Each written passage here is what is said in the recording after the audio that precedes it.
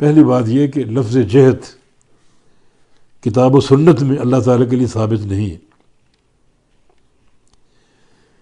جو اس کی صفات ہیں اس کی 3 قسمیں. ایک صفات کمال، اللہ تعالیٰ ہر کمال کا مستحق ہے. دنیا میں جو بھی کمال ہے اللہ اس کا مستحق ہے، وہ اللہ کے لائق ہے. اور ایک ہے صفات نقص، کوئی کمی، کوئی عیب، اللہ ہر عیب سے پاک ہے. یہ سبحان اللہ اور الحمدللہ ان دونوں قسم کی صفات کی بنیاد ہے. سبحان اللہ میں تمام صفات نقص کی نفی ہے، الحمدللہ میں تمام صفات کمال کا اثبات ہے. یہ 2 قسمیں ہو گئیں.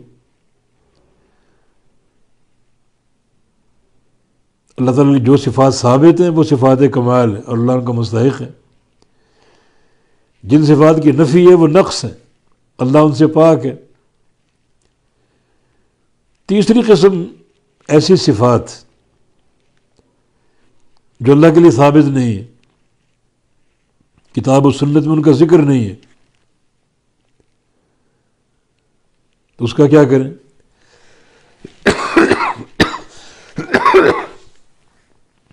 ان صفات کو اللہ تعالیٰ کے لیے ثابت کریں یا ان کی نفی کریں. تو ان صفات میں تفصیل ہے. دیکھیں گے ان صفات میں کوئی کمال کا پہلو ہے یا نہیں، یہ نقص کا پہلو ہے یا نہیں. اگر ان میں کوئی کمال کا پہلو موجود ہے تو چونکہ اللہ تعالیٰ ہر کمال کا مستحق ہے تو اللہ کے لیے وہ ثابت ہوگی. لفظ جہت اگرچہ اللہ تعالیٰ کے لیے کتاب و سنت میں وارد نہیں ہے لفظاً، لیکن معنی موجود ہے. اب جہت میں ایک معنی کمال کا اور ایک معنی نقص کا. جہت نیچے بھی ہے، اللہ تعالیٰ اس سے پاک ہے. جہت دائیں بائیں بھی ہے، اللہ اس سے پاک ہے. کیونکہ دائیں بائیں، نیچے یا سامنے یا پیچھے ہونا، اس کا معنی مخلوقات نے گھیرا ہوا ہے، اللہ اس سے پاک ہے. لیکن ایک جہت علو، اوپر، یہ کمال کی جہت ہے. اللہ تعالیٰ اوپر اور سب سے اوپر، ساری مخلوقات سے اوپر،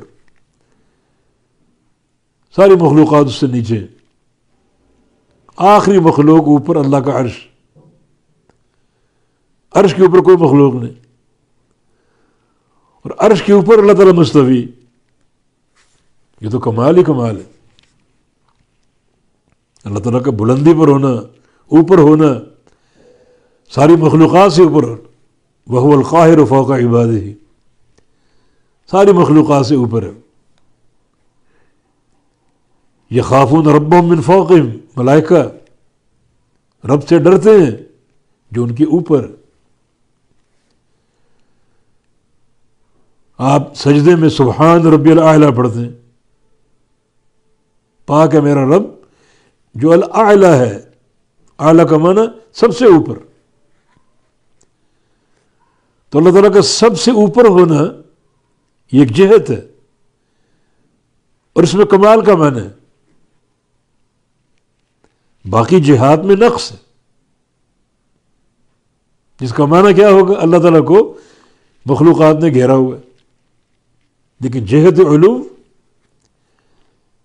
ایسا بلندی پر ہونا کہ سب سے اوپر ہونا،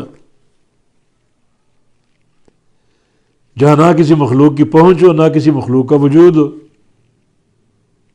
تو اللہ اس کے شایان شان ہے. اب یہ ادلہ سے، بے شمار دلائل سے اللہ تعالیٰ کا علو ثابت ہے.